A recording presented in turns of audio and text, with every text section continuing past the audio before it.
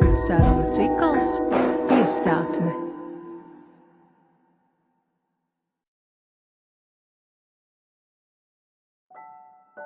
Esiet sveicināti sarunu cikla Piestātne 3.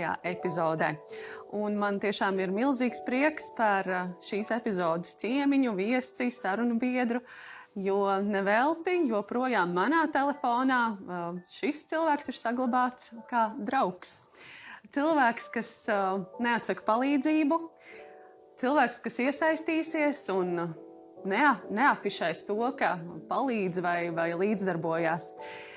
Cilvēks, kurš ilgus gadus bija izdevuma Mēršaga avīze redaktore, vienkārši labs cilvēks, talantīgs cilvēks, Madara Brāle. Sveika, Madara! Sveika! Pirmais jautājums jau var būt sarežģīts. Piedod, ja tā, bet ja tev būtu iespēja sevi pieteikt, kā tu pieteiktu sevi? Kas ir Madara Brāle? Man liekas, nekas jau laikam nav grūtāks, kā pieteikt pašam sevi. Tā kā es domāju, ka tev sanāca labi. Un arī, jā, tu man telefonā joprojām esi kā mans draugs. Paliksim pie tā, ka jā. Labs draugs. Labs draugs, labs cilvēks. Jā. Darba gaitās, mēs par darbu maz runāsim. Es jau teicu, ka daudz nebūs par darbu. Mums varētu būt, ka vairāk izvēršās tāds diezgan kultūras bagāts sarunu temats kopumā. Bet pirmais jautājums tomēr ir mazliet par darbu. Tu esi atgriezusies Talsos, tā varētu teikt.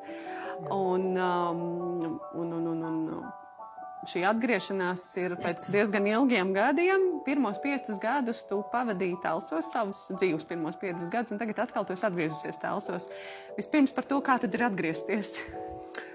Es vairs neskraidu pa Leču kalnu no pulkstens, nezinu, kādiem 10 līdz vēlam vakaram. Tā ir pirmā atšķirība. Jā, jo Talsos tā pavadītais laiks, tā bija tīri mana bērnība. Un tas bija, jā, es dzīvoju pilsētā, bet tajā pašā laikā es tā kā alku pavadītu savu laiku pie dabas. Tātad tur bija tas Leču kalns, bija dīķis, un tas laiks arī tur tā tika aizvadīts. Tagad tās ir mūra sienas darbs no pulkstens 8 līdz 5. Un tas ir, jā, kaut kas pilnīgi savādāks, bet tajā pašā laikā, jā, visas pazīstamās vietas, un ja tajā laikā bērnībā likās, ka Talsa ir šausmīgi liela pilsēta, tad tagad tu saproti, tāda maz pilsētiņa, un ja tur sarodās vairāk cilvēku, tad liekas, ka viņi ir pilna, un ja ir daudz mašīnas, tad arī liekas, ka viņi ir pilna, un tā, pilnīgi atšķirīgi no tā, kā tu bērnībā skatījies uz lietām, bet tā jau ir par visu, ne tikai par vienu konkrētu pilsētu vai par vienu konkrētu vietu. Par ko tu bērnībā vēlējies kļūt? Bērnībā es gribēju kļūt par veterināru ārstu, bet tad es sapratu, ka nepietiks ar to, ka tev tikai patīk dzīvnieki un tu vari papājāt un pamīļot, ka tur tomēr ir jāiesaistās netik labos procesos vai netik jaukos. Un ir ne tikai jāspēj tam dzīvniekam palīdzēt, bet arī no viņu tā teikt atvadīties, un es sapratu, ka es to nevaru. Tad es gribēju kļūt par frizieri, bet to es tā kā ātri noliku malā. Un tad palika tā ideja, pie kuras es pieturējos no kādas 9. klases, ka es gribu būt žurnāliste. Un tad uz to es arī tā kā cītīgi, mērķiecīgi gāju. Jā, skolas laikā tu arī esi bijusi aktīva. Es gan nebiju klātesoša tajā laikā, bet cik ir dzirdēts un zināms. Un, ja es nemaldos, tad arī skolas laikā tu veidoji skolas avīzi vai vismaz iesaistījies tajā procesā. Jā, bija skolas avīze, ja nemaldos, Starpbrīdis. Tad, jā, vidusskolas gados es tā kā viņu veidoju. Bet vai tas bija tā kā mērķiecīgi ar to, ka tas tā kā būtu nostiprinājis man vēlmi kļūt par žurnālistu? Nē. Es laikam jau tā kā pirms tam zināju, ka tas ir tā kā mans mērķis. Un arī skolas laikā iesaistījos Mēršaga avīzes veidošanā, arī rakstīju Talsu vēstījumu. Un tā kā tas tā kā soli pa solim gāja. Jā, ka es gribu rakstīt. Arī Tautas namā tu biji diezgan aktīva. Tur varbūt nospēlēja tas faktors, ka zināms cilvēks bija kā vadītājs un tā tālāk. Bet kas tev no tā laika visvairāk palicis prātā No Tautas nama laikiem? Jā. tas darbīgais process, laikam, jo ir viena lieta, ir pasākums, un tā kā tas galvenais virsmērķis jebkuram pasākumam, lai viņš izdotos labi un lai viss sanāktu, bet tas darbs, kas stāv aiz katra pasākuma un tie cilvēki, kas stāv aiz katra pasākuma, man liekas, ka tas ir tas visinteresantākā daļa. Un tā visa scenārija veidošana, satraukums pirms pasākuma. Un tas viss laikam. Kas mums ir tā kā, piemēram, ja mēs runājam, ko mēs esam kopā aizvadījuši, tad man liekas, tā bija, ja nemaldos, Popiela, kur mēs bijām raganas.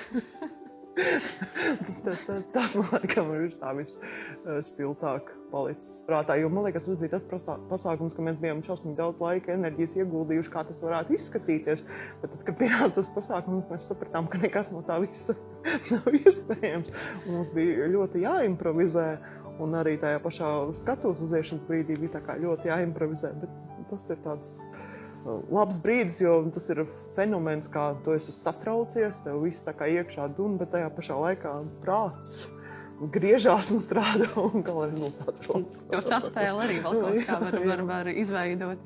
Nu, nevelti mēs esam šodien uz estrādes skatuves, jo arī šeit mēs esam šo to sadarījuši kopā. Meklējuši preciniekus, man liekas, pat ja kāza kleitās. Pirāti bijām, tā kā tas amplāri diezgan plašs. Bet, cilvēki, es domāju, tie, kas ir mēršadznieki, tevi visvairāk saista tieši ar mēršaga avīzi. Ar to, kas, varētu teikt, jau ir tāds noslēdzies posms gan mēršragam, gan arī tavā dzīvē.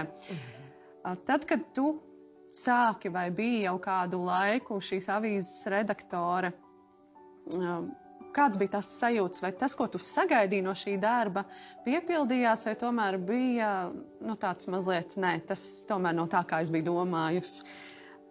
Kādas tā realitāte ar to, ko tu sagaidīji, varbūt sakrita vai nesakrita?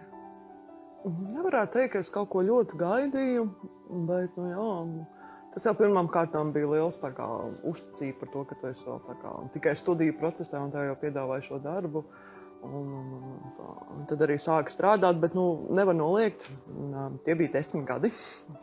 Un tie pēdējie gadi likās jau tā, ka pietiek, viss es vairs negribu.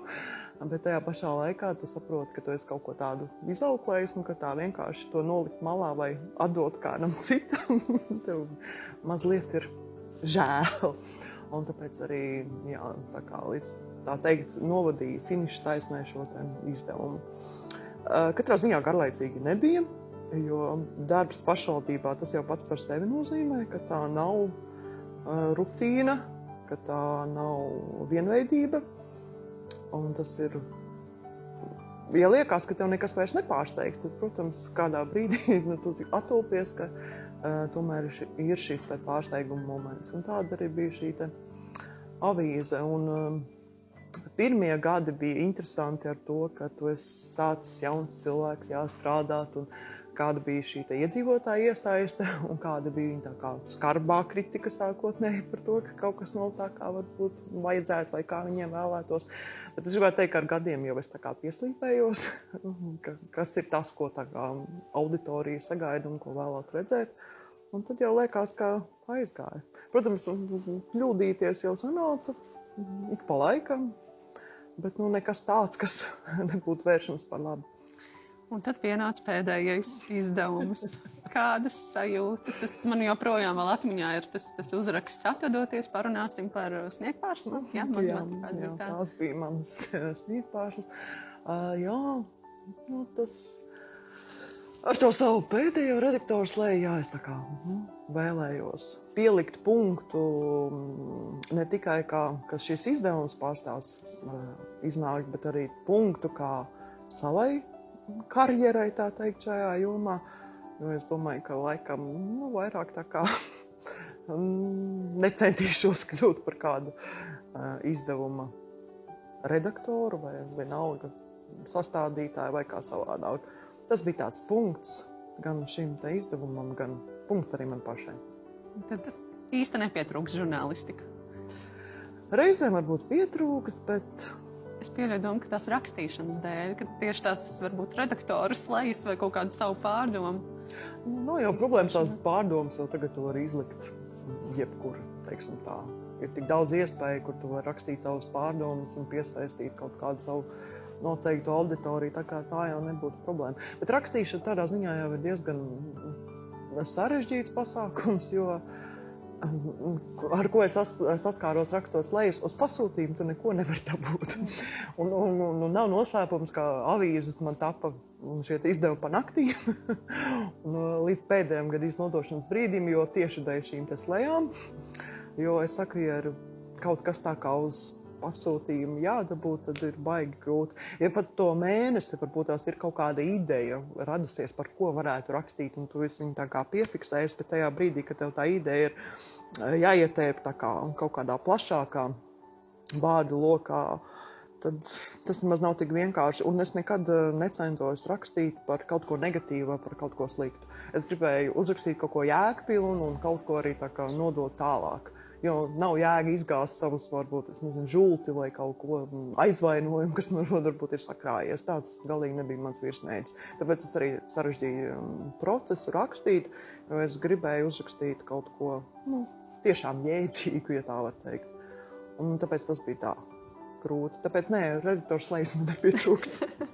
Bet tas bija tavs ieviesums, manuprāt, ka tieši tu nevarbūt ar pirmajiem numuriem, bet kaut kādā laika posmā jau strādājot, izdomājies rakstīt šīs slejas un ar savu parakstu īstoja vārdu rokrakstā. Jā, sākotnēji es tā kā baidījos rakstīt un likt tos savus vārdus, jo kā jau nereti tas ir, ja tu esi gados jauns cilvēks un kaut kur sāc strādāt un tā kā ej pa priekšu ar savu rakstīto vārdu, tad liekas, ko tu gudri vari pateikt, kaut ko tādu, kas pārsteigs pasauli, taču nē.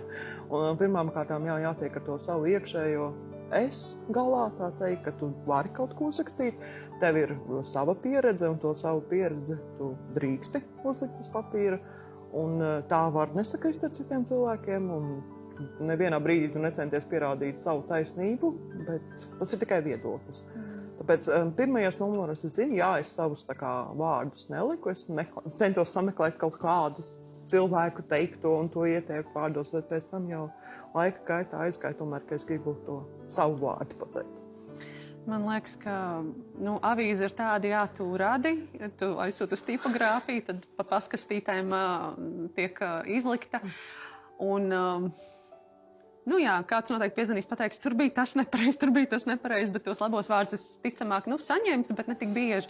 Un tāpēc man ir palicis prātā tas, kā mēs staigājām pa Mērsragu dienā, kad avīze iznāk, un mēs redzam, kā vienkārši brauc mašīna pretī, un šoferīts pie stūres ir atvērs avīzi un lasa.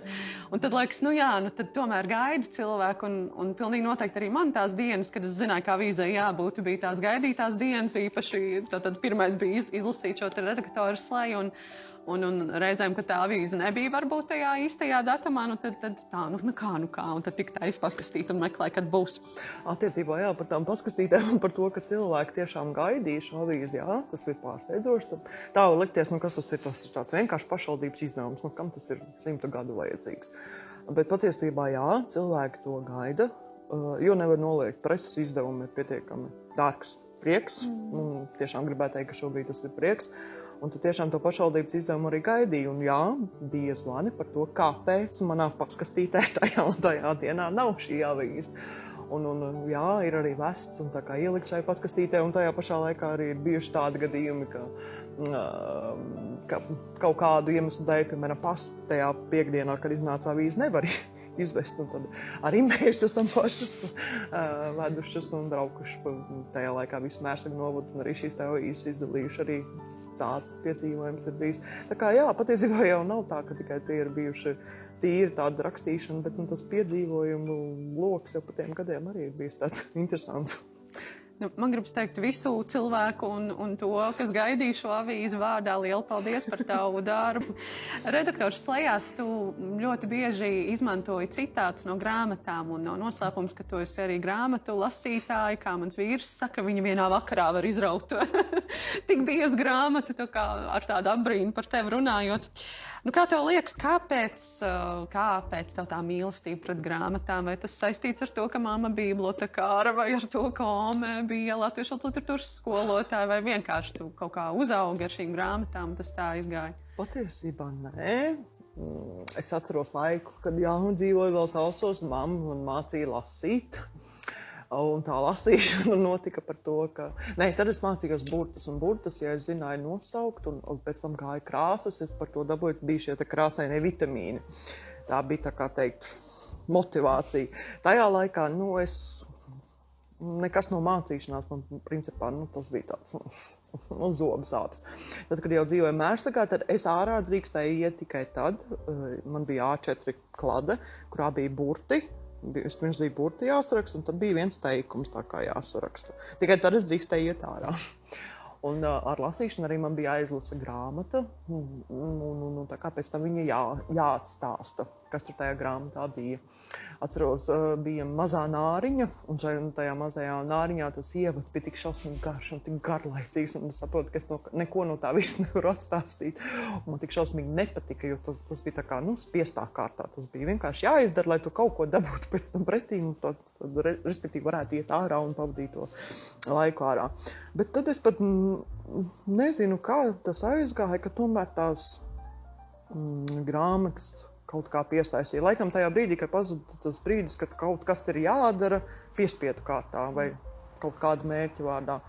Un tad, kaut kā tas aizgāja. Pat grūti pateikt. Jā, man arī ops ir liels lasītājs, un viņš arī ir tā kā visu mūžu lasījis, un, mamma arī. Mamma strādā bibliotēkā, bet lai es teiktu, ka tas ir bijis tas vadmotīvs, ka tamdēļ es lasu grāmatas, nē. Bet kura žanra literatūra būs tev tuvākā? Es lasu visu. Tiesa, līdz šim es esmu izvairījusies tā kā no latviešu literatūras, to es varu atzīt, jo latviešu literatūra man ir likusies tāda ļoti, ļoti smagnēja, un arī, ko mēs šobrīd saprotam par klasiku. Bet pamazām es apgūstu arī šo grāmatu žanru, tā teikt, ja to nosaukt par žanru, un lasu visu. Un tava grāmata? Mana grāmata gan ir palikusi nemainīga gadiem, un tā ir Astrīda Lindgrēna Brailova sirds. Jā, jo šo grāmatu, es pirmo reizi lasīju gan skolas laikā, un tad man asaras bira kā pupas, un tā izpratne par to, kas tur ir bijis, tā kā nebija. Tu saproti, ka ir kaut kas skumjš, bet tagad jau, lasot kā pieaudzis cilvēks, tāpat tās asaras nobirst, bet tu saproti visu daudz savādāk, un tā ir nemainīga vērtība. Diezgan saprotams, ja jau literatūra, tad teātris, roku rokā. Un jāpačukst cilvēkiem, jo man liekas, ka nekur skaļi jau tas nav izskanējis, ka pēdējā izrādē galvenā balva balva laikam nebija, bet vismaz no žūrijas tika izteikts, ka labākā aktrise Madara Brāli, un ar to apsveicu, pievienojos, tiešām baudām skatīties to, kā tu spēlē. Šobrīd tu darbojies amatieru teātrī Etīde, bet tā aktieru spēle jau arī tev ir jau no tiem varbūt kaut kādiem mazajiem skečiņiem jau vai maziem kaut kādiem izgājieniem bijis līdzi. Ja tev pašai jānovērtē, kura ir tava tāda nelabākā, bet kura tev pašai loma vislabāk ir patikusi izspēlēt? Nav jau laikam labi atzīt, bet tā noteikti ir pēdējā loma. Neteiksim, ka tā ir tāda loma, ar ko lepoties, bet tā ir loma, to tā kā nav jāsaista ar dzīvi, tā ir tikai un vienīgi loma, bet tā laikam bija tāda, kur es tā kā vislabāk varēju iznest, tādā ziņā, ka es varēju vislabāk iejusties un tā kā izlikt to savu aktieru spēli, kā māku. Man patika arī, kas bija šī tā Paulīne, arī tur, teiksim, tādas it kā savā ziņā kaut kādas nopietnas lomas, bet tajā pašā laikā tur, kur tas humoriņš ir, kur ir tā kā, kur var pasmieties, un tu zini, ka publika smiesies, tādas lomas. Jā. Ja tev jāizvēlas, tad kas labāk, skeči vai izrādes? Izrādes. Improvizācija vai pieturēšanās pie teksta? Protams, vēlama ir pieturēšanās pie teksta, bet tajā brīdī, kad tu uzkāp uz skatuves un tu neesi viens pats, un tev ir tā kā tavi kolēģi, ar kuriem tev ir jāspēlējās, tad, protams, improvizācija ir neatņemama sastāvdaļa, Jo uzkāpjot uz skatuves, jā, protams, ir uztraukums. Tas teksts maļās pa galvu 10 reižu un ir reizēm frāzes, ko tu nepakām neatceries, un tu redzi arī, ka tavs kolēģis nepakām neatcerās, un tad tajā brīdī tā kā pieslēdzās improvizācija. Un runāja par to aizmiršanu, jā, gadās aizmirst teikumus, bet tā kā man gadījās nesen, ka mēs ar šo te pēdējo izrādi braucām uz Laucienas pansionātu spēlēt, es aizmirstu, kā saucu manu lomas vārdu. Un ir šī vieta, kur es tā kā pieceļos no šīs, pieceļos no galda un man tā kā iepazīstos ar ritmu, kas ir tā kā šīs te galvenās lomas atveidotāji, un man tā kā jāsauc mans tas skatuves vārds, un es neatceros, kā mani sauc. Un es esmu Gita tajā izrādē, un man viss kalendārs maļās pa galvu, un es visādus vārdus atcerējos, bet to, kā mani sauc, es neatceros. Nu, bet beigās atcerējos, vai ne? Neatcerējos, bija ķuks, viņam bija jāpieslēdās, lai čeks, lai pateikt par to, kā tad mani sauc. Bet vienīgā laime, ka tā vieta bija tāda pateicīga, ka jā, tas pieļauj par to, ka es drīkstu aizmirst savu vārdu, jo skaitījās, ka es esmu tā kā tur reibumā, un ka tad varēju piemirst. Bet es tiešām, jā, tā gadījās, ka es neatcerējos, kāds bija mans skatuves vārds. Bet kā skatītāja, ir tev kāda mīļākā izrāde? Kā skatītāja? Jā, man liekas, ka pēdējā izrāde, ko es apmeklēju, kas man tiešām tā kā ļoti iespiedās prātā un dēļ, kuras es pat meklēju grāmatas. Tā bija Ditas Lūriņas, ja nemaldos, jubilejas izrāde Asinsgarša. Man šķiet, ka tāds bija izrādes nosaukums, bet bija veidota pēc itāļa rakstnieka grāmatām. Man šķiet arī pēc tāda paša nosaukuma Asinsgarša vai Asins un karša bija. Un autors, man liekas, bija Bariko. Un jā, šī izrāde man tik ļoti uzrunāja, tas motīvs, ka jā, tad es esmu šī rakstnieka Bariko tagad fane. Un kā parādās kāda jauna grāmata, tad jā, pirmā arī pircēja rindā esmu es. Tā ļoti saudabīgi, tā nav tā kā, pat grūti norakstot, kas tas ir par literatūru žanru. Tā, it kā romāns, ne romāns, it kaut kas no dzējas, kaut kas nenodzējas, bet tāds ļoti īpatnējs, bet tajā pašā laikā tās sižetlīnijas un tās atziņas, ko no tā šīs grāmatām var būt, ir jā, vērtīgas. Tu esi arī daudzu pasākumu iemūžinātāja. Varbūt, ka tas ir, tā fotografēšana tev ir saistīta ar to, ka bija arī avīzē nepieciešamība fotografēt, tā varētu teikt, ja, ka tas aizsācies ir, jo šobrīd jau mēs sociālajos tīklos varam vērot ne tikai pasākumus, bet dabu un arī cilvēku tādas fotosesijas, ar ko tad ir aizsākusies tā vēlme un patika fotografēt? Tā ir taisnība, jā, tas aizsākās ar avīzi, bet tajā laikā man tas it nemaz nepatika. Atkal laikam stāsts par to, ka kaut kas bija jādara, tāpēc, ka bija jādara. Un nevarētu teikt, ka arī baigi labi sanāca.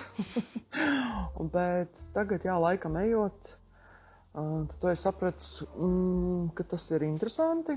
Un, kā es saku, ir ļoti patīkami atrasties pareizajā vietā un pareizajā laikā. Un tas ir tas mans, laikam, tas fotogrāfijas mērķis. Noķert kaut kādus mirkļus, saprotot, ka, jā, ja es tur nebūtu bijusi, iespējams, tas nebūtu tā kā iemūžināts. Attiecībā uz pasākumu fotografēšanu, vai kas ir iesaistīts ar cilvēkiem, neteiksim, ka man tas ļoti patīk, bet varu izdarīt un arī noķert varbūt tās kaut kādus tos mirkļus.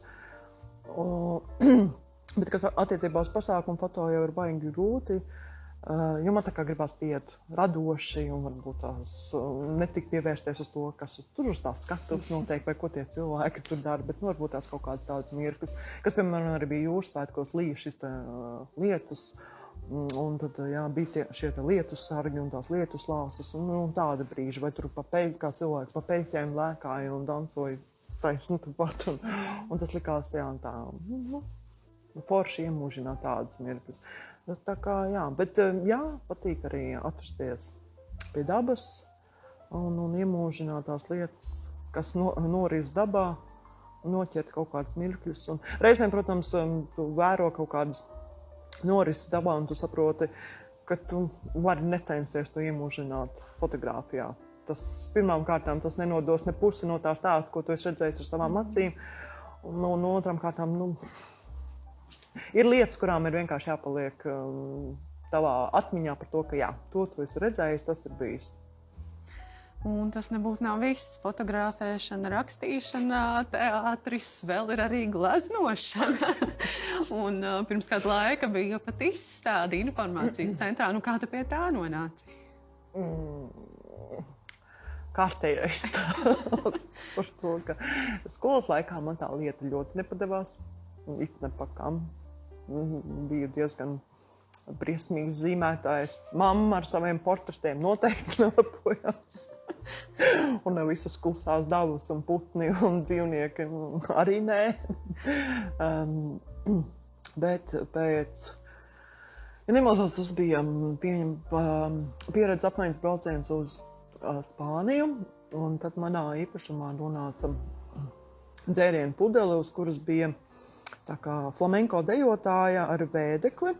Un tad man likās, es to pudeli tā kā vienkārši negribu laist zudībā par to, ka izmetīšu atkrituma tvertnē un kas viss ar to beigsies. Es vēlējos šo te flamenko dejotāju tā kā iemūžināt uz šīs te pudeles, kas bija šīs te pudeles, tā kā paliekošā vērtībā sev uz molbēks.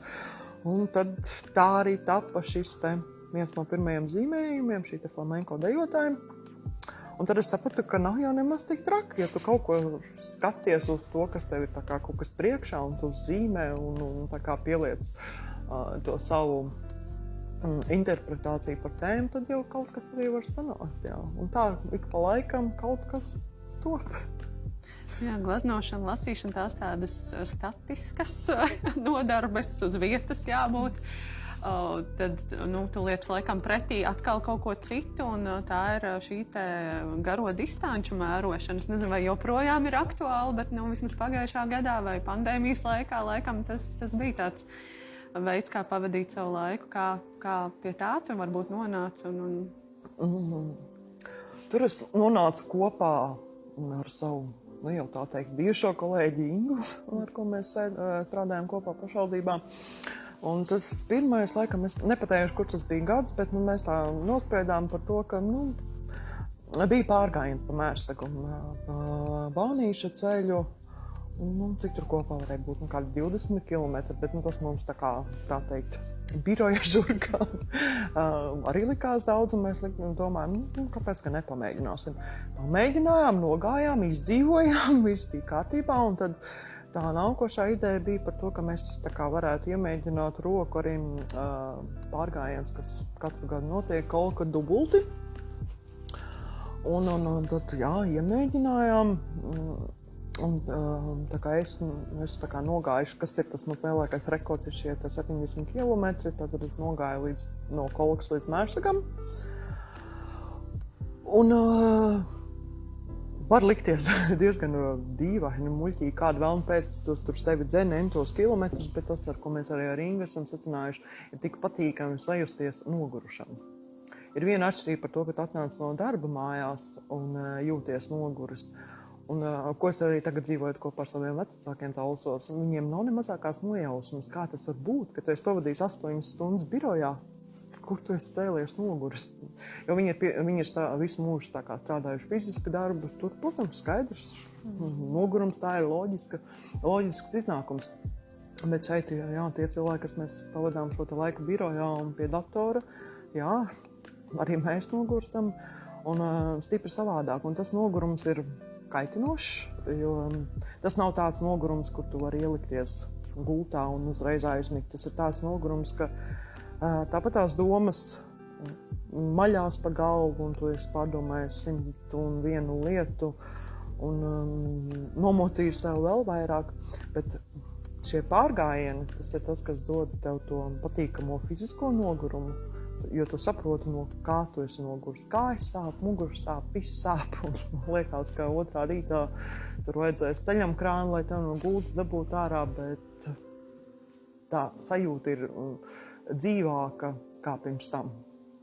Kurš ir tas grūtākais brīdis šajā garajā distancē? Tas, kad jau tas finišs tuvojās, vai pusē, vai sākumā, vai tas katrā reizē ir citādāk? Katrā reizē tas ir citādāk, bet laikam, jo tu vairāk tuvojies mājām, un mēs arī ar Ingas gājām, bijām posms no Mērsraga līdz Basu akmenim, un tad no Basu akmens mēs kaut kā nokļuvām Kaltenē, Valgalciemā, un tad vēl no šī Valgalciema tad uz Mērsragu, un arī Salciem. Man liekas, ka tur tuvu tie 60 kilometriem. Un tas posms, līdz no šī te Valgalciema līdz Mērsragam, tas likās kā šausmīga mūžība. Jā, jo kājas sāpēja, un katrs čiekurs likās kā, es nezinu, vislielākais pakalns, kāds vien mežā ir sastopams, un bija šausmīgi grūti, bet tad, kad jau tuvojās pēdējie kilometri, tad atkal ir uzrāviens, to var dot pilnā sparā. Tā kā katru reizi tas ir savādāk, bet tās ir tiešām tādas patīkamas sajūtas. Mazliet par tevi kā personību un tavu plašo sirdi, es domāju, mēs varam saistīt to arī ar to pati. Tu teici, ka veterinārā kaut kādas šīs lietas tev varbūt bērnībā bija saistošas, un ka tu saprati, ka ir tā bēdīgā puse. Tev ir 2 kaķi, vai ne? Un man ļoti uzrunā šis stāsts par Čiko. Vai tu vari padalīties? Jo tas, man liekas, ir vienkārši, tas raksturo tev pilnībā. Jā, diemžēl jāsaka, no Čiko jau mēs tā kā esam atvadījušies. Bet jā, Čiko, tas bija vesels piedzīvojums. Es mācījos, ja nemaldos, tā bija 11. klase, un mēs ar klases biedreni braukājām ar ritiņiem pa mežu, un kā gadījās, kā nē, tad bija strauja bremzēšana, jo meža ceļa vidū bija mazs kaķēns, un apstājāmies, un tas kā reiz, kas bija ceļa vidū, tas bija Čiko, bet pēc tam mēs atradām vēl vienu, ka tur ir kaķēns, tad respektīvi kāds bija izsviedis šos te kaķēnus mežā. Čiko paņēmu es, jo Čiko laikam tā kā ar pēdējiem saviem spēkiem no tās migas, kur viņš bija atstāts vai nolikts, bija tā kā izkūņojies uz šī te meža ceļa. Principā viņš jau bija stīvs, teiksim tā, kad mēs aizvedām mājās. Bet tad pieslēdzās mana gudrā mamma, teica, ka ir jāsilda ūdens, jāliek burkā, jāliek groziņā, un burka jāapsedz ar dvieļiem, respektīvi, lai viņam ir tātad šis te siltums. Acis viņam pat vēl nebija īsti tā kā atvērušās. Tad es kā māmiņa to visu nakti tā kā mainīju šo te ūdens burku, lai viņam ir silts ūdens, šprice bija, pipete bija, un tad, kur viņu barot. Bet bija tāda neliela problēma tāda, ka bija arī uz skolu jāiet. Un tad man bija groziņš, un šajā groziņā bija tātad Čiko. Vārdu Čiko viņš ieguva, tāpēc, ka tajā laikā apmeklēju arī skolā spāņu valodas, tā teikt, interešu izglītību stundas. Un viens no pirmajiem vārdiem, ko apgūvu, tātad bija Čiko, ja puika spāniski, un tātad Čiko tika pie vārda Čiko. Un saprotot to, ka īsti, protams, šo kaķa bērnu es pati nevarējuši paturēt te mājās Mērsragā, jo mums jau tad bija kaķis, un viņš īsti nebija sajūsmā par to, ka varētu būt kaut kāds papildus iemītnieks mājās. Tad mēs ar ģimeni braucām ceļojumā, un tad es šo kaķu bērnu aizvedu uz Talsiem pie saviem vecvecākiem, un ar tādu domu, paturiet pāris dienas, paturiet. Pēc tam jau es atbraukšu pakaļ un viņu paņemšu, bet es neaizstācu. Un tā arī Čiko, ja nemaldos, 11 gadus nodzīvoja pie saviem, tā teikt, saimniekiem un pie maniem vecvecākiem.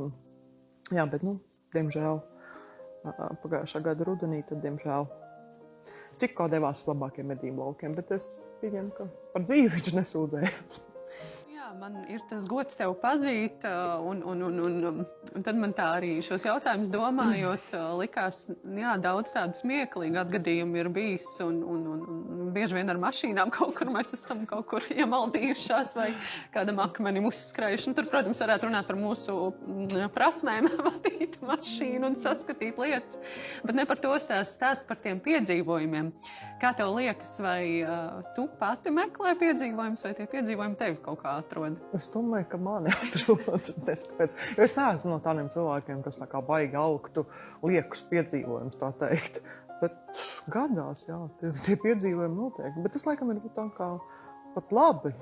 Jo ir viena lieta, jā, ka tu pats uzprasies tā kā uz šiem te piedzīvojumiem. Tā kā, attiecīgai kaut kādas darbības veids, lai tā kā šie piedzīvojumi rastos. Bet otra lieta ir par to, ka dzīve vienkārši nebeidz pārsteigt. Un tā tie piedzīvojumi rodas. Un tā situācijas, jā, pirmajā brīdī var šķist, ka viņas ir pasaulē gals, un ko nu tagad darīt, un kā nu būs. Bet tagad, lai tā, piemēram, sēdētu, un tas tā kā baigās skumjas izraisīt, taču nē. Ir jāpasmaida, ir jāpasmējās par sevi, un tas tikai ir pierādījums par to, ka cik dzīve var būt interesanta, un tu nezini, kurā brīdī kas var sekot un kas var notikt. Un tas man liekas, ir tā kā baigi forši, un no tā baidīties, jā, ka šie te piedzīvojumi mani meklē, lai meklē ko citu. Piedzīvojums bieži vien mēs gūstam arī ceļojot, un arī tev ir diezgan, manuprāt, arī vismaz daži ceļojumi dzīvē bijuši. Kas varbūt tev no šiem ceļojumiem vai kāds īpašs ceļojums palicis prātā visvairāk? Jā, tad, kad vēl skolā ar māsu gājām, jā, mēs ar ģimeni tā kā vasarās ceļojām, braucām ar mašīnu pa Eiropu, tie bija gari kilometri, un tad jau piedzīvojumi jau visādi, ko nozīmē, ka 4 cilvēki sēž mašīnā garā ceļā, tad tur var pārpratumi rasties uz līdzenas vietas, un tā kā jā, visādi gadījumi bieži, bet lai es tā kā tagad nosauku kaut kādu vienu konkrētu, un laikam tā nekas, tā nenāk prātā, bet, jā, droši vien ilgāk jāpadomā, bet jā, tas, protams, pats par sevi, ka jā, 4 cilvēki vienā mašīnā garā ceļā noguruši brīžiem, un tad, jā, tie pārpratumi, jā, visādi ir bijuši. Bet, visi esam atgriezušies mājās, neviens nekur nav atstāts, viss kārtībā. Jā, mēs daudz esam runājuši par dažādām jomām, kurās tu darbojies, un varbūt cilvēki, kas tevi īsti nepazīst, domā, pagaidi, viņi strādā birojā, kā tas iespējams. Kā tev tas ceļš varbūt ir vedis līdz darbam, 8 stundas iespējams pie datora, kabinetā, un vai pati tu tā kā sajūti, ka tu vēlies tādu darbu, vai vienkārši dzīve ir nesusi un tu esi tā kā ļāvusies tam? Droši vien savā ziņā arī ļāvusies, bet jā, tāda iespēja radās. Var jau likties, tas ir viss arī atkarīgs no tā, kā cilvēks uztver profesiju biroja darbs. Pirmajā brīdī var likties, jā, tā ir tikai sēdēšana pie datora un, tā teikt, trula kaut kā rakstīšana. Bet tajā pašā laikā tas biroja darbs jau arī prasa kaut kādu to radošumu. Tur ir jābūt kaut kādam tādam domu gājienam, kā atrisināt varbūt dažādas lietas un kā nonākt pie tā vēlamā rezultāta, un tas laikam. Jo es saprotu un es apzinos, ka tīri strādā tādā radošajā jomā, tā kā, piemēram, kaut kur, kas ir saistīts tikai ar kultūru, es nevarētu. Tas nav tā kā mans 24/7. Tajā pašā laikā arī, lai es saprotu, tā kā pilnībā nodoties šim te biroja tikai un vienīgi, tā kā nav nekas tā kā kaut kāds blakus nodarbs arī nevarētu izdarīt. Tā kā es teiktu, ka šobrīd šis ir tāds zelta vidusceļš, jā, ir šis tā maizes darbs, ko tu strādā un ko tu dari, bet tajā pašā laikā neviens jau tev neliedz nodosties šīm te brīvā laika radošajām izpausmēm, kas ir gan jā, kaut ko uzzīmēt, kaut ko nofotografēt vai uzspēlēt teātri. Bieži vien šajā, tātad tu strādā pašvaldībā, to mēs varam atzīties. Tu strādā pašvaldībā un bieži vien liekas, ka cilvēki varbūt nesaprot īsti, ko tas nozīmē un ka visiem liekas, ka ir tas tāds vienkāršs darbs un nesaprot varbūt arī, ka tā ir diezgan liela birokrātija un laikam pirmoreiz mūžā arī es atļāvos tā publiskāk attaisnoties, varbūt sanāca tā attaisnoties vai aizstāvēt tos cilvēkus, kas darbojās pašvaldībā iestādēs un cenšas kaut ko darīt ar tiem līdzekļiem, kas ir pieejami īstenībā, jo tie ir tik, cik ir. Kā tev liekas, vai cilvēkiem, kas strādā pašvaldībā, būtu vairāk varbūt jārunā par to, kā tas viss darbojas, vai tomēr nē, ka tas tam nebūtu īsti, ka tas neko nemainītu?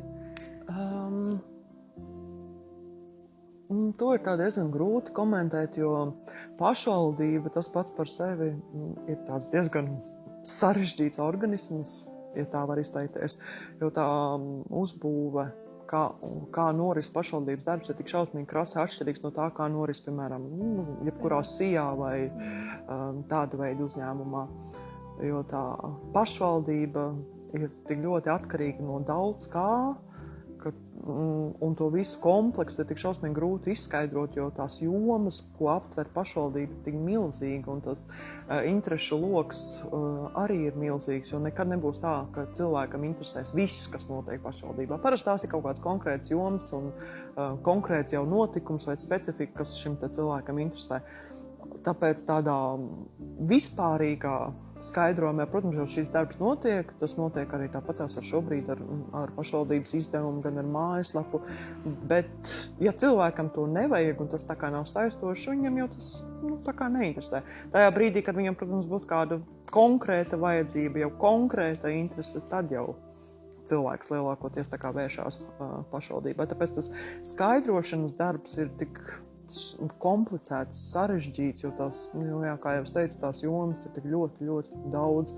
Tas sākot jau ar visiem, tā kā, no sociālais dienests un viss arī šis, kas jau pagastu pārvaldēs notiek, vai tur izglītība, viss un apsaimniekošana un tā tālāk un tā joprojām. Un tas klāsts ir tik šausmīgi plašs. Bet tādā ziņā tas pašvaldības darbs tiešais tā ir interesants, ka šīs jomas ir tik šausmīgi daudz un nav tā, ka tu var teikt, ka tu aizēji uz darbu, tu zini, kas tev sagaida. Tu nezini. Labi, tur ir sēdes, kurās tev ir jāpiedalās, tie ir protokoli un tā tālāk un tā joprojām, bet tā, tu nezini, kāds cilvēks tev piezvanīs, ko pajautās, kāds risinājums tev būs jāsameklē. Jā, jo tas var likties apmēram tā, ka ir viens likums par pašvaldībām un tur ir viss pateikts, kas tev tur ir jādara. Bet tā jau nav. Tas ir vesels kosmos, tā teikt. Mērsragā, manuprāt, arī te bija tas, ka tev bija tāda laba vieta, kur tu sēdēji, atverās durvis un ir tavs kabinets, un tad, ja neviena, ko meklē, nav, tad viss pār tevi, un te atkal tas radošums un īstenībā kā cilvēka īpašība, savaldīgums izstāstīt un paskaidrot, un tā tālāk. Tas tāds psihologa darbs pat varbūt reizēm ir bijis. Tas jau, man liekas, kas ir saistīts ar darbu ar cilvēkiem un klientu apkalpošanu, kas tā kā ir arī, šajā gadījumā šis pašvaldības darbs. Tad, kāda jēga ir tā, ja es tur jūtos slikti un es, piemēram, to savu kaut kādu neapmierinātību vai kaut kādas, pārestības, varbūt tās, ko man kāds ir nodarījis, ja es izlikšu uz to cilvēku, kas, piemēram, pie manis ir atnācis kaut kādā jautājumā. Kāda no tā jēga? Nekāda. Ne es jutīšos labi, ne tas cilvēks. Protams, dzīvē tā notiek. Tas jau ir atkarīgs ļoti, ļoti no kāds tu esi kā cilvēks. Ka, ja tu jūties slikti, tad tu vēlēsi arī, lai tā kā cits cilvēks jūtas slikti arī. Protams, tā ir, bet mans mērķis tas nekad dzīvē nav bijis. Ja es jūtos, piemēram, slikti, tad es nekad tā kā necenšos justies slikti arī otram cilvēkam, drīzāk otrādi. Varbūt tās ar to, ja es izdaru kaut ko labu vai ir tā sajūta, ka tu esi kādam palīdzējis, tad tas drīzāk varbūt tās uzlabo šo te manu dienu. Kaut gan pašvaldībā strādājot, jo tie tā teikt, tie laimīgie brīži, ka tu tiešām tev ir tā sajūta, ka tu esi kaut ko ļoti, ļoti labi izdarījis un ka tu ar tādu gandarījumu var iet mājās, ir maz. Bet tāpēc tie brīži ir īpašāki, tā teikt, jo lielākoties jau tā, es nezinu, kāpēc tā tas ir, bet ir pieņemts, ka nāk jau uz pašvaldību tad, kad viss ir slikti. Jā, par to es arī domāju, ka tev ir jābūt tam uguns dzēsējam, jo bieži vien ar putām uz lūpām par savu kaut ko sāpīgi iet un stāstīt, un tev ir bijis tas, ka jāuzklausa, jāpaskaidro, jānomierina, un varbūt, ka tas tavs panākums ir, ka šis cilvēks iziet no pašvaldības ar mierīgu sirdi. Varbūt, ka arī tas tā ir bijis. Jā. Ko tev nozīmē mērsraksts?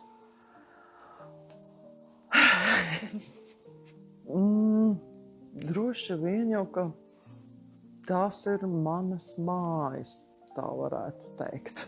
Un to es tagad saprotu, es vien tā vairāk, kopš, jau pusganīs gads, kopš strādāju Talsu, novada pašvaldībā un Talsos. Un tad tās dienas, kad tu brauc mājās, tā teikt, uz mēžu, tagad tās ir tādas labi vakari. Līdz šim es to tā nebiju novērtējis, jo ikdiena ir ikdiena.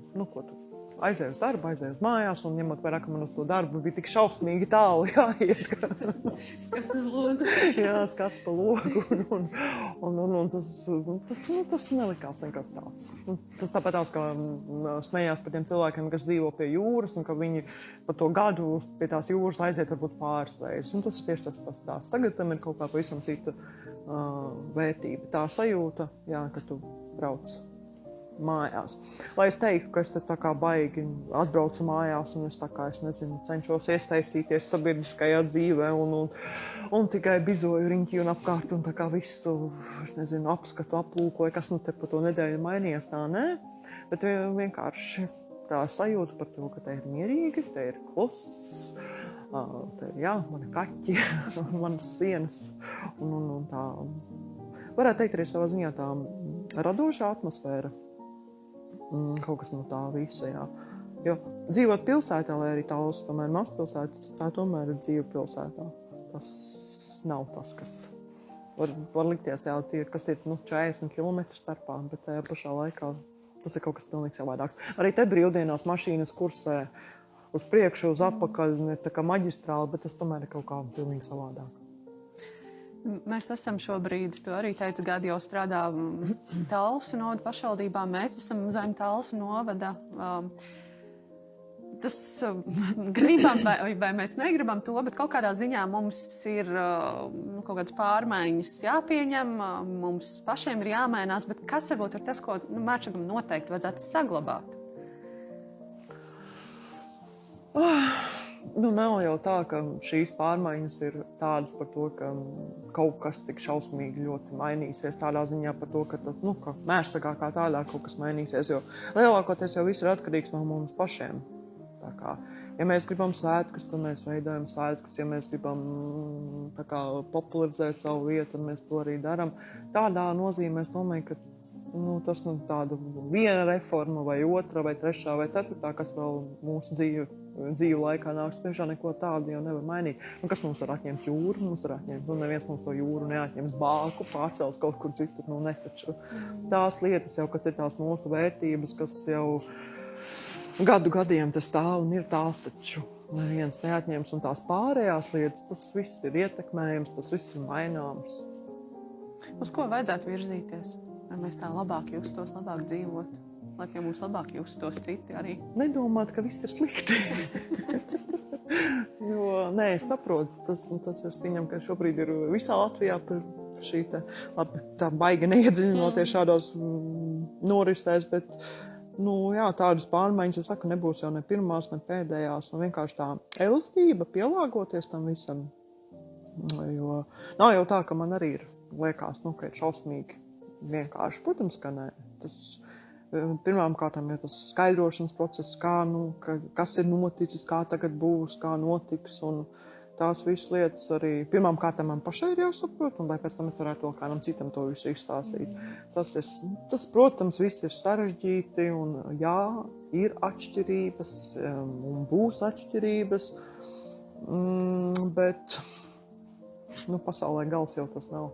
Īstenībā jau, ja mēs runājam, kā radās piestātne, tad tas bija tāds mazs spīts turēties pretī tam, ka liekas, mēs tagad būsim tādā lielā katlā, pazudīsim, izdarīt pretējo, parādīt, ka mēs esam ar pietiekam daudz cilvēkiem, kas ir šajā vietā daudz ko labu dara, nozīmīgi dara un kaut kā pacelt arī caur šiem cilvēkiem. Un tiešām, kā tu saki, mainīt, vienkārši mums jāmaina domāšana. Tā jau vajag vienkārši man pateikt, mainīt domāšanu. Tā jau tās lietas nenotiek, jo, protams, tas jau ir tīri cilvēcis par to, kā mēs katrs reaģējam uz kaut kādām krasām pārmaiņām. Pirmais ir noraidījums. Nē, es to negribu, nē, man to nevajag, un gala rezultātā viss ir slikti. Bet tā kā censies tam visam pielāgoties un atrast to kaut kādu savu ceļu, jo nevar noliegt, varbūt tās arī, ja pirms tam skaitījāmies kā Mērsaga novads, kā ļoti kaut kas tāds mazs uz tās Latvijas kartas, tad patiesībā jau cilvēki šeit ir fantastiski, ir dažādas radošas personības un dažādām idejām, un tas viss ir iespējams arī šobrīd, tikai tik daudz kā saņemties, iet un darīt, un neaprobežoties ar tikai to, ka nekas jau nenotiek, ka tagad viss ir atņemts, vai kā savādāk. Jā, ir, kā jau es teicu, ir savādāk, un arī vēl joprojām droši vien tās pārmaiņas turpināsies un būs, bet tas jau neliek tā kā mest plinti krūmos un tā teikt. Tikai nostāties malā un pateikt, ka nē, tas nav labi, tā nedara. Tevi, tātad es jau teicu, noteikti saist ar Mērsaga vīzi, un tas, kas varbūt ir, kas paliks, pavisam noteikti ir zināms, ka bibliotekās ir jāiedod tas viens eksemplārs, man liekas, ka bija 5 eksemplāri no katras avīzes, tad tie, kas studēs pēc daudziem gadiem, varbūt kaut ko par Mērsagu varēs visu šīs avīzes aplūkot un skatīties. Tas ir tāda viena lieta, kas varbūt paliek, ko tu esi Mērsagam devusi. Vēl man nāk prātā, ka varbūt īsu brīdi, bet tu tomēr arī strādāji turisma jomā. Un īstenībā tajā laikā, kad tu strādāji, tad es neatceros kā vai kopā vai atsevišķi, kam radās ideja par orientēšanās šo te pasākumu, ja? Bet arī tas aizsākās un varētu teikt, cik gadus jau notiek. Ja? Tā kā vēl viena lieta, ko tu varētu teikt, tur es biju iesaistīta, vai, piemēram, senās ugunsnaktis. Tas jau bija tavs. Jā, bet tas bija arī ar tavu palīdzību, jo mēs, ja fotografijās paskatītos, ko mēs tur meistarojām pašas, ja? Tas, protams, salīdzinot, varbūt tur ar citām vietām liekas ārprāts, bet te pašā laikā mums nebija līdzekļu, mēs improvizējām, ja mēs darījām, ko varējām.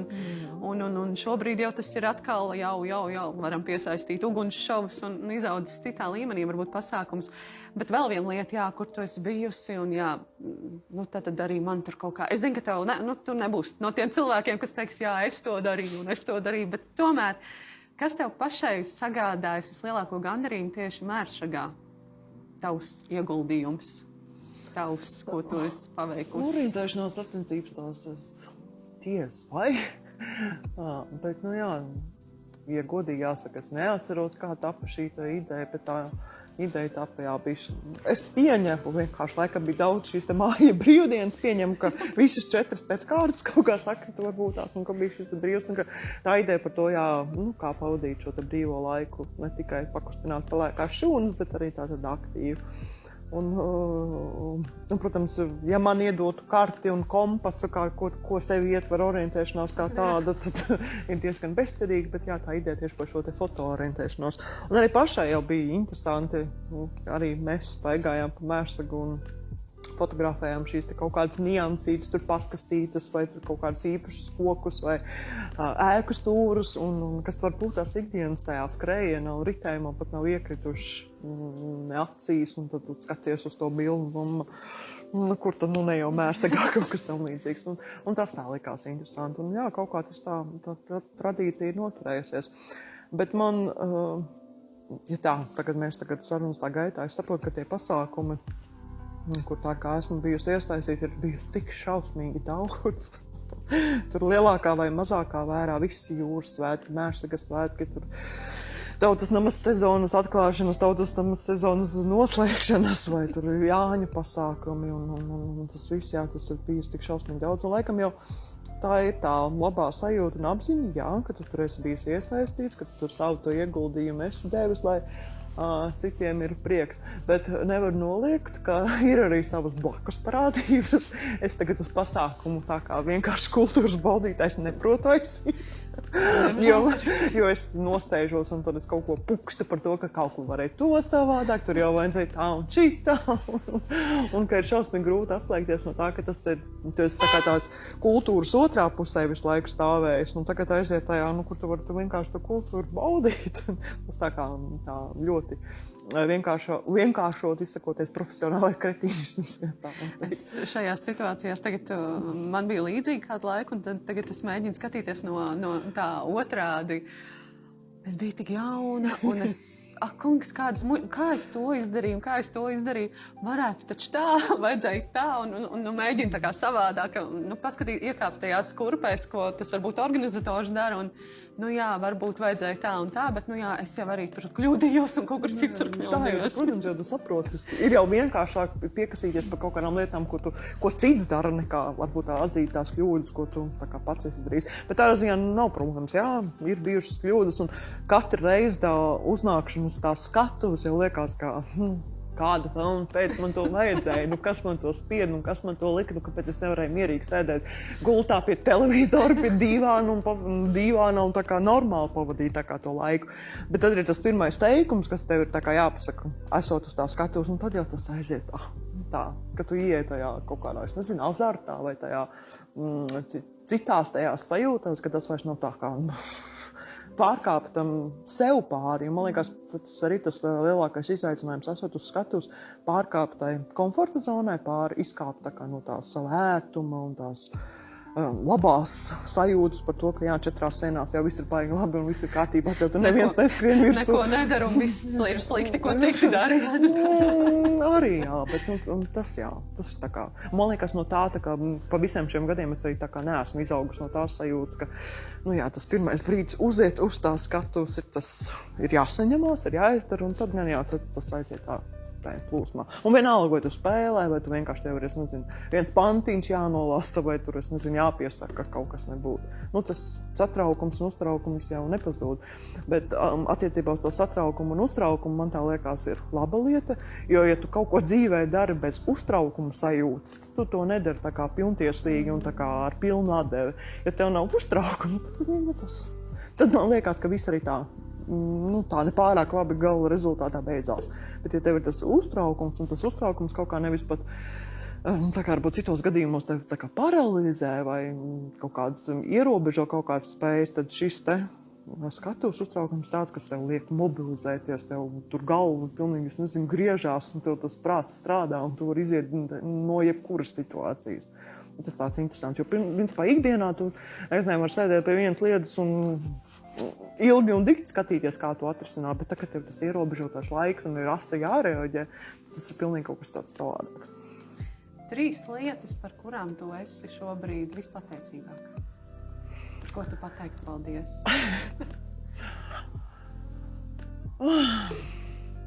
Jo mēs tagad mācāmies un skatītājs mācām novērtēt, mainīt domāšanu, skatīties pozitīvi. Ar tām kaut ko ierobežotu, tā kā pateikt tādā daudzumā, kas ir, piemēram, labi, es pieņēmu jautājumu par mīļāko grāmatu, bet labi, ka tu nejautāji mīļākā grāmata, jo tad atbild, man nav tāda viena mīļākā grāmata. Jo visi šie te jautājumi, kas savukārt, tu nosauc savas 3 mīļākās grāmatas, vai 3 mīļākās filmas, vai 3 mīļākās lietas, kas tev dzīvē patīk. Man liekas, ka tas atkal uzliek kaut kādu tā kā ierobežojumu par to, ka man kaut kādos rāmjos man ir jāiekļaujās. Man tas nepatīk, tāpēc es droši vien, ka nevaru nosaukt 3 lietas, bet tā mēs nesen darbā smējāmies par to, ka tev ir jābūt pateicīgam par to, ka saule uzaust un tu esi pamodies, viss kārtībā. Un ir jau tās vienkārši tās mazās lietas, kas ikdienas tajā gaitā ir jānovērtē.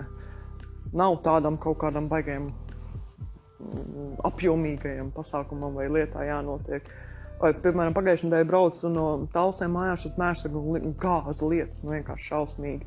Bet tajā pašā laikā pie Mērsaga iebraucot bija šī milzīga skaistā varavīksne. Un tu liekas, tādu mirkli dēļ, tas ir tāds viens mirklis, ko tu vari pateikt, tu viņu redzēji, un tev pat necēlās roka kaut ko baigi mēģināt fotografēt vai iemūžināt. Nē. Tas, lai paliek, bija tāds mirklis un viss ir baigi skaisti. Un vēl viena lieta, par ko es varu pateikt, par ko es esmu tā kā pateicīga un ir labi, ir šis te laiks ar vecajiem cilvēkiem. Tas ir manā gadījumā, ka šobrīd es dzīvoju kopā ar saviem vecākiem Talsos. Reizē viņi ļoti, ļoti pārbauda tavu pacietību, jo tas nereti ir kā mazi bērni un tā tālāk un tā joprojām, bet nevēl ir tas teiciens, ka vecāki un vecāki tev ir mācījuši ēst ar karoti, un tad tas, ja viņiem, kas tev tā kā pirmajā brīdī jau šķist, ka ir muļķīgi jautājumi, tad atmet zini to malā. Un tā arī vienkārši, ko viņi tev lūdz un kas ir jāizdara. Jā, ir, tā teikt, spura ir gaisā un tavs kaut kāda, es nezinu, pieaugušā cilvēki jau izveidojušies raksturs, tā kā liek manī, bet tajā pašā laikā, jā, mūžību viņi nedzīvos, un tas tāpat tās attiecās arī uz vecākiem un jā, vecākiem, un tas kopīgais laiks, ko tu ar šiem cilvēkiem pavadi. Tas tā kā varētu būt tas otrais. Un par trešais laikam vēl mazliet ilgāk jāpadomā. Jā, nu vienīgi varbūt tās jā par tiem brīžiem, kurus tu, ko jau es sākumā teicu, par tiem, kurus tu tiešām patrāpies īstajā laikā un īstajā vietā, un kas, principā, varbūt tās nevienam nekad dzīvē to neizstāstīšu, kā, piemēram, par to varavīksni, nu es tā neaizbraucu mājās un tūlīt zvanīšu un teikšu, klausies, es redzēju tik skaistu varavīksni, bija tik forši. Bet tā kā šādā brīdī un šādā sarunājās, tev patīk, es braucu un es redzēju šo skaisto varavīksni. Vai, piemēram, bijām vakar ar māsu jūrā. Pirmo reizi bija kurš jūlija vidus, mēs beidzot nopeldējos jūru. Es vēl neesmu atklājis. bet bija šis tā, jā, nāca tā kā šie te negaisa mākoņi un bija tā zipsnīša un tas ūdens, tur apakšā neko neredz, kas tur notiek, bet tās fantastiskās krāsas un tas viss, lūk, šādi tie mirkļi. Un pat nav svarīgi, ka tu viņus tur iemūži un ieliec sociālos tīklos un pēc tam pastāstēc, ko es tik skaisti smuki un redzēju, bet tas, kas paliek, tā kā tev tai prāta dzīvēs, tai prāta atmiņas kartē, un nevar nolikt atmiņas kartē, jo tā kā baigi mainās. Ja es tik ļoti baidījos, vai nebūs jautājums par to, pastāst par savām mīļākajām bērnības atmiņām vai kaut ko tamlīdzīgu, jo es saprotu, ka ir tik šausmīgi daudz kā tie notikumi bieži, ka tas ir tik ļoti nomainījies. Un es tā kā mājās domāju, ja būs šāds jautājums, ko man tagad atbildēt? un tā, bet īstenībā tu aizskāri šo novērtēt to, ka tu esi pamodies un varbūt, ka nevajadzētu tagad pieminēt, bet tomēr šodien man arī prātā ienāca tas tavs stāsts par to, ka īstenībā tu biji soļu attālumā no šīs tālas traģēdijas, ka tu varēji iekāpt arī šajā pacēlājā un visādi varēja būt. Tā kā tiešām mums laikam jābūt pateicīgiem par katru dienu, par katru brīdi, ko mēs varam izdzīvot. Mana mīļākā intervija, kurā es esmu bijusi kā intervējamais, ir tavs studiju laikā tapušais projektiņš. Tas laikam bija tā kā ar Domu radio intervija. Un man bija liels prieks, ka šodien mēs varējām apmainīties lomām, bet tomēr es no tevis to žurnālista garu negribu laist prom. Un pēdējais, ar ko noslēgt šo interviju, es gribētu, ka tu izdomā jautājumu nākamajam piestātnes viesim. Kādu jautājumu mēs varētu uzdot no tevis? Vai viņš pastāsta par savām mīļākajām bērnības atmiņām? Jā, katrā ziņā man liekas, ka šis ir tāds ļoti laba iniciatīva un tāda laba ierosme, jo es zinu, kā tas bija tad, kad es strādāju uzrunāt kādu uz interviju, tā kā, sniedz interviju. Ir cilvēki, kuri bija tā kā, jā, uzreiz, bet bija tādi cilvēki, ar kuriem tu tur uz vēteri var līst, un viņš nepakam neparakstās. Un neteiksim, ka es arī esmu sajūsmā sniegt intervijas, bet tajā pašā laikā es apzinos, ka ir tās lietas, ja tev savējais tā kā prasa, un tas tā kā nonāk tā kā savējo lietošanā, to cilvēku lietošanā, ka tās ir tās lietas, kas ir nerakstīts likums, bet tas ir jādara. Un tāpēc es arī tā kā aicinu, ja jūs uzrunāt uz interviju par šim te pasākumam, tad vienkārši nedomājiet un sakiet jā. Liels paldies par šo vakaru, par šo sarunu. Man tiešām bija prieks, ka tieši tu biji mūsu sarunu biedri šoreiz šajā 3. epizodē. Un tiksimies jau pavisam drīz arī citās epizodēs. Atcerieties, baudiet katru dienu, novērtējiet to.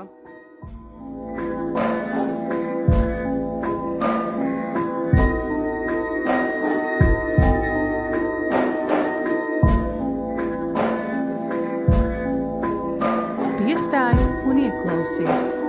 Sarunu cikls Piestāj.